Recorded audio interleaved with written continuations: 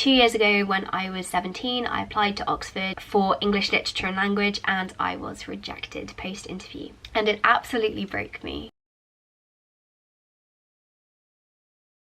Hello, it's Ruby, and today I am finally going to be talking to you about my Oxford rejection. So since I uploaded the video where I talked about my rejection, I feel like I haven't actually properly sat down and talked about it to you. I know it sounds really silly, but I genuinely didn't feel ready to talk about it, which really sounds silly because obviously it's been 2 years since I was rejected. I'm very happy where I am, I'm happy studying where I am, but actually getting over that rejection and the fact that I had essentially failed at something which I put so much effort into, so much work into, and so much of my identity into, that was really hard for me to cope with. So I want to talk to you about it today and reflect on the preparation work that I did, why I think I was rejected. I've got a list, I've got a plan, how it affected my mental health, how I coped, how I got over it eventually, that kind of thing. Like loads of different bits that I want to cover today.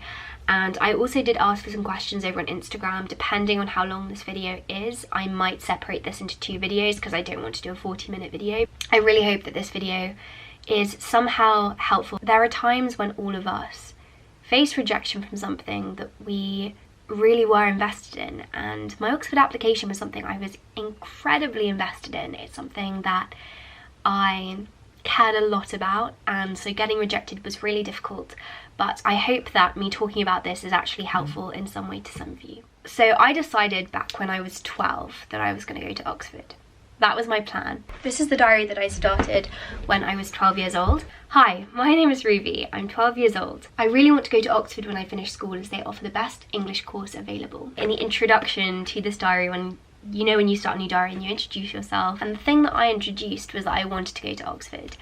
I'd heard that it was the best course and I wanted to study the best course that I could study, and that's why I had my heart set on Oxford, because I looked at the league tables and Oxford was #1 for English, and I thought, well, that is a reason why I need to study at Oxford. From the age of 12 it was kind of in the back of my mind, and it was always there, like, oh yeah, when I get into 6th form I'm going to apply for Oxford. I'd never even questioned it, I just knew I was going to apply.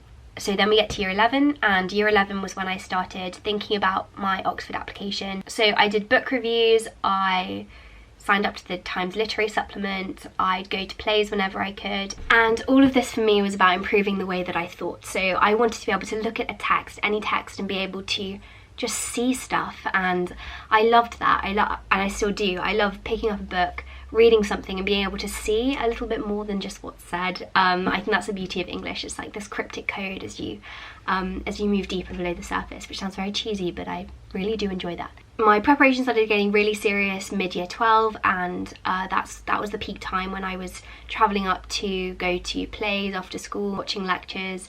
Every single evening for an hour I would put aside time after studying where I would just do extra English work, so that'd be writing extra essays, watching lectures, reading critical articles, reading critical essays. So I had a meaty preparation folder. I will include it here. There was so much stuff. Like, I just did so much preparation work for this interview and for my application. I mean, I say it was all for my interview, actually that is a lie. It was more kind of, part of it was like preparing me to study at university. I'm gonna give you a quick insight into my folder, a little tour of my folder. All of this is reflections on Sylvia Plath. This next section, you can see I've got book responses, poetry, cultural events, and linguistics. So books, okay, this is giant.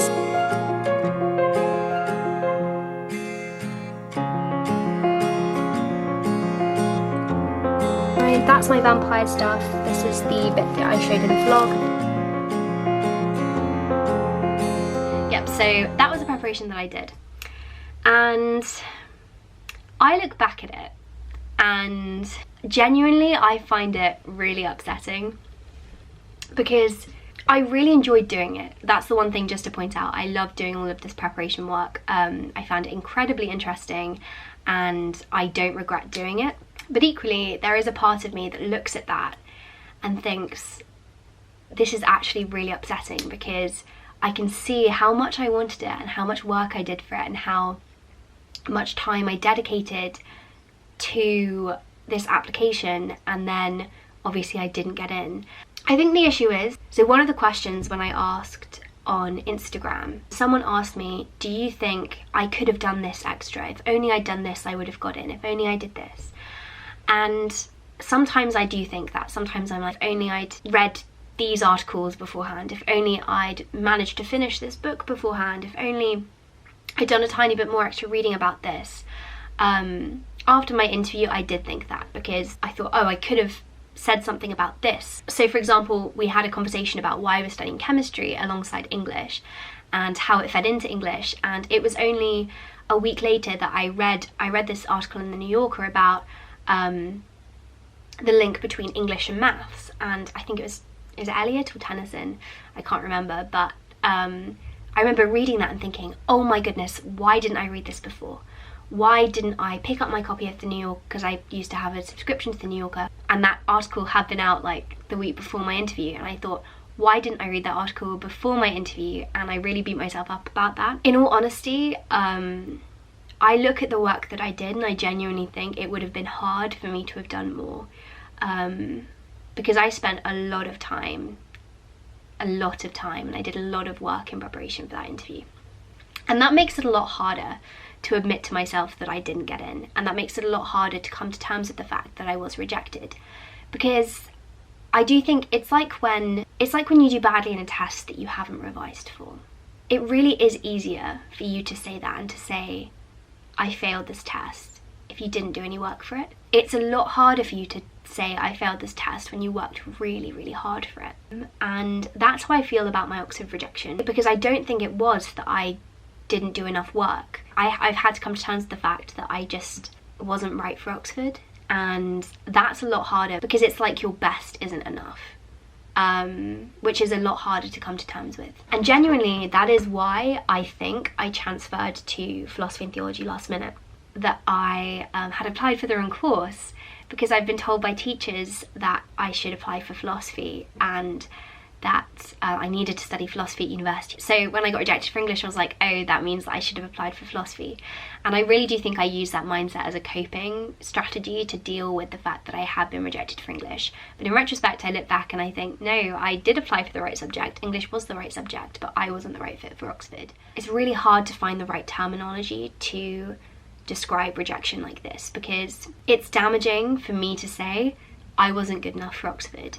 And that's what I did say. But when I look back, and having had time to think over it, I know that it's not that I wasn't good enough, it's that the application wasn't good enough. But I tied that application so closely with my identity. So much of myself was in that application that to say my application isn't good enough is to say, Ruby, you're not good enough. Yep, so in retrospect, I do know it was the application, I do know that wasn't all of me, but at the time it really, really felt like it was. So I understand entirely how and why your mental health might hugely suffer after getting rejected from a dream school or university or job, because you invest yourself into it. Okay, so that was my application. But we also need to talk about interview, because I did go for an interview. My first interview was absolutely atrocious. And I'm not just saying that. Genuinely, I walked out of that interview and I thought, well, there we go. That is however many years of hard work flushed down the toilet, because I knew when I walked out of that interview that I had been rejected. My second interview went quite well. I was really happy with my second interview. I really enjoyed it. I had a great time. We just had it was just so much stuff coming in, just so many ways of reading the text, and it was fun. I sat in that interview and I thought, it's a shame I'm being rejected after that first interview, because I am having a great time and the academics were just so engaging and so interested, and it was just amazing to actually speak with people who loved the subject that much, to have that conversation. I just loved it. So walking out of that second interview, I thought, well, that was good fun, and it kind of made me very there was melancholy, because I knew that I wasn't going to have that. So people asked me, did you think you'd get in? I thought that I had a chance of getting in, but after my first interview, I didn't think I had a chance of getting in. So I was expecting the rejection email after my first interview. So how did this interview go? Not fun. So this was the one where we had an unseen passage, and we were given a poem, and then we had to sit downstairs for I think 10-15 minutes. Then we had to go up to the room and talk about what we'd read. And I've never been in a situation like this before. This is the first time that I've had that kind of experience of just not being able to even think. It's like my brain just seized up and I couldn't even pull together one tiny little thought, but one single thing that was interesting. Looking back, I genuinely think that I had an anxiety attack right before my interview when I was reading that passage. So yes, in this time that I should have been thinking, and this time that I should have been drawing together these ideas and all of the critical theories that I'd researched in preparation for this task, and looking out for illusions, but I couldn't think. And it was the strangest, most terrifying feeling, because I could see the time passing, but I couldn't even properly understand what I was reading. Then someone came down, they came and collected me, we went upstairs, we started talking, and I just didn't know what to say, pretty much just repeating them. And at one point, this is embarrassing looking back, so the word brine was in this was in this passage, and I know what brine is. One of the things that I remember doing is saying, oh, what does brine mean? Because I didn't know what to say. So I asked that question because I didn't know what else I could say. I hate looking back on that interview because I just know that I didn't perform to my best ability. I knew I could have done that better. I know I could have done that better. But I just felt so scared, and it was so... The whole way through the interview, I was so aware of the fact that this was my Oxford interview. This was what I'd been preparing for. This is what everything relied upon. That at the end of the day, that thought prevented me from doing my best. It's at this point that I say that I think it's awful how much pressure we put on ourselves as students. How much we are told that these applications and that the schools that we go to and that the grades that we get are determine how good a person we are. Because that's what I thought when I was sitting in that interview. And that thought and that pressure mounted into something which meant that I couldn't perform. And it's a conundrum, but I know that it happens with students and it's not okay. And I just think it's really, I think it's a huge problem. By putting pressure on ourselves to do our very best, we end up not always doing our very best. Why do I think I was rejected? I 100% accept that I wasn't the right fit for Oxford, and in retrospect I see that. I also do think that a part of it was the pressure, not just in the interview but just in the whole process, the pressure to get it just perfect. Sometimes, ironically, being perfectionistic and trying to get something perfect means that it ends up not being perfect at all, or being less perfect, less good than it could have been. So how did I cope? I tried to stay positive, I really did, and I was intentionally I made lots of lists of what I'm grateful for, how my future was still going to pan out the way I wanted it to pan out, and the very fact that Oxford isn't the end of the world. But my mental health was really poor. And even though I did later adopt these healthy coping strategies of, being grateful, etc., I did feel like I was a failure. And that did last a couple of months. How did I get over it then? Time was a big one, because I could come to terms with it. But when it first happened, it was just... I didn't know what to do. Being positive, that was really valuable. Also trying to just carry on and making sure that I was paying attention to the parts of myself that weren't invested in academia and weren't invested in my Oxford application.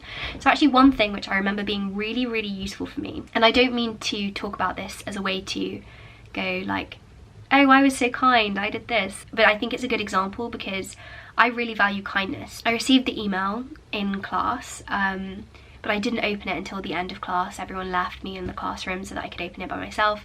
I opened it, my heart dropped, even though I wasn't surprised. Stayed in the classroom for 5 minutes. Tried not to cry because I didn't want to go up. I didn't want to have to go outside in the corridor and be crying. Went outside into the corridor, walked down, and I saw this year 8 girl who was upset. She wasn't crying, but she looked upset, and when you can just tell when someone's upset. And I went up to her and I said, is everything okay? Just want to check in, is everything okay? She told me that she was really finding school stressful, and she, things are really hard for her at the moment. She was really struggling, and I let her talk to her, and we just tried to get it sorted. And distracting myself from this feeling that I wasn't good enough with this was actually really useful for me and really beneficial, and I'm really glad I did that. It reminded me that I could still retain parts of my identity, and I could still be kind, and I could still help people, and that's really important to me. Yeah, that was I think that's important. So kind of, if you get rejected from something, I really do think that focusing on aspects of your identity which are separate from that is really important, and really try to play to that more than academics. Okay, the other thing is actually enjoying my time at Exeter. If I weren't enjoying Exeter, that would be a lot more difficult. So going to Exeter made it better. As soon as I started, I was like, okay, I'm glad I'm not at Oxford. But equally, it was only really this year when I changed courses back to English that I feel like I've properly got over it. Because still last year I was like, oh, but if I had stayed studying English, and if I hadn't got rejected and I'd stayed studying English, then I'd be happier in my course, and I miss English, and etc, etc. And so yeah, like changing courses and being happy where I am and happy what I'm studying, that's definitely helped me get over it. And now when I look back at the rejection, I do think of it as redirection, and I think of all the things I wouldn't have been able to do if I'd gone to Oxford instead, and mainly the things I wouldn't have been able to learn, because if I'd gone to Oxford, I might not have faced a huge failure yet, and facing failure is important, and I kind of would rather face it sooner rather than later. And actually, this sounds silly, but I kind of regret never failing at school, because I never had the chance to find out how to cope with that. So don't be afraid of failure. Genuinely, I do think it's a blessing in disguise, even though I know everyone always says that, but genuinely I think that's true. And I never thought that before, but after actually getting rejected and focusing on my rejection, I realised that is true. So thank you so much for watching this video. Very rambly, very long. I hope that it's useful in some form or another. Good luck to anyone who is applying for Oxford or Cambridge, anyone who has got their interviews, and kind of well done to everyone who maybe has got rejected pre-interview, or if you're watching this post-interview, or if you applied for a different school. It's okay. Like, it's really okay, and I tell you that completely honestly. Years down the line, it is okay, and that's coming from someone who invested a lot into the application and really struggled with it afterwards. So if you're hurting right now, you won't always be hurting. So yeah, thank you so much for watching. I hope you enjoyed, and I hope you have a productive